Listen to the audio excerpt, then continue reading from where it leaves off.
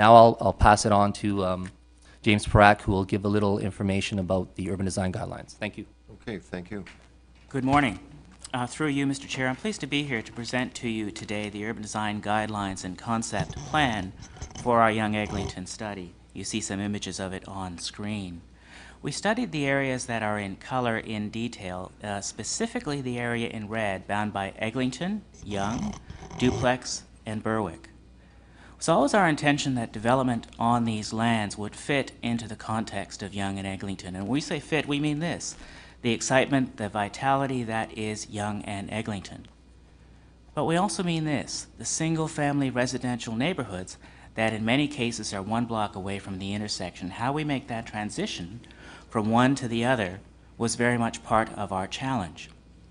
What is not a challenge for us, of course, is to improve upon the existing conditions on that block. Vacant bus barns, above-grade parking, spiraling ramps, not the types of things that we aspire to. We aspire to create new parks, well-designed streetscapes, buildings that come down to a human scale, and improved transit facilities, the ingredients of a great sustainable community.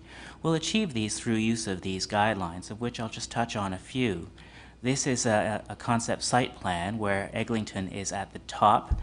The purple areas represent podiums, the red represents higher areas, green represents open space. We always wanted to make sure we break up the block into smaller blocks with new roads, pedestrian connections, and parks, and also to limit traffic access so that we don't infiltrate into the neighborhoods.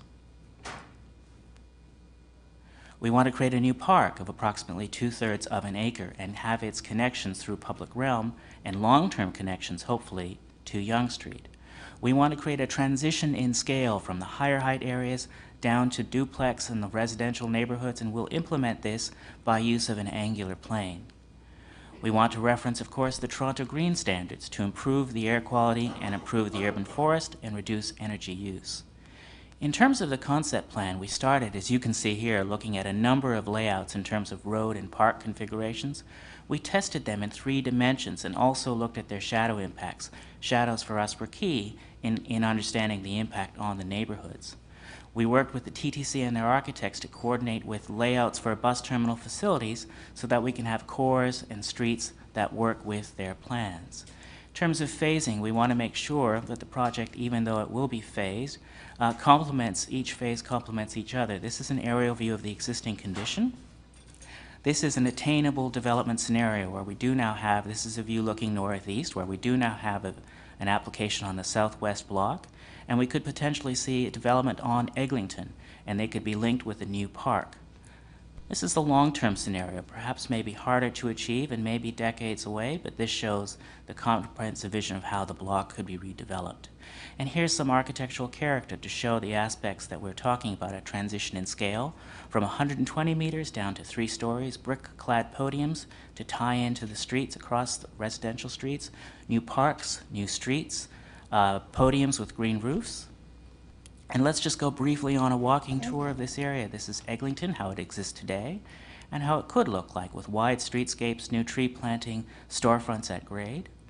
This is a view in the Minto open space looking west. Across the street, you see this condition today, and in the long term, how we could potentially open that up with a glass pavilion to the TTC entrance and a pedestrian concourse linking to the new park.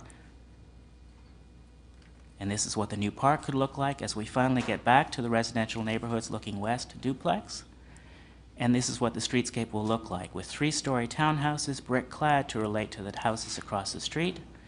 And also on Berwick with 3-story townhouses with a step back to a higher podium element and a setback of 4 meters from, or I should say a distance of 4 meters from the sidewalk to those 3-story townhouses to create front gardens. And the last slide is an image from the residential neighborhood looking back, seeing that transition in scale to the 3-story townhouses, the park, the podiums, and the higher buildings are in the background. With that, we'd be happy to answer any questions.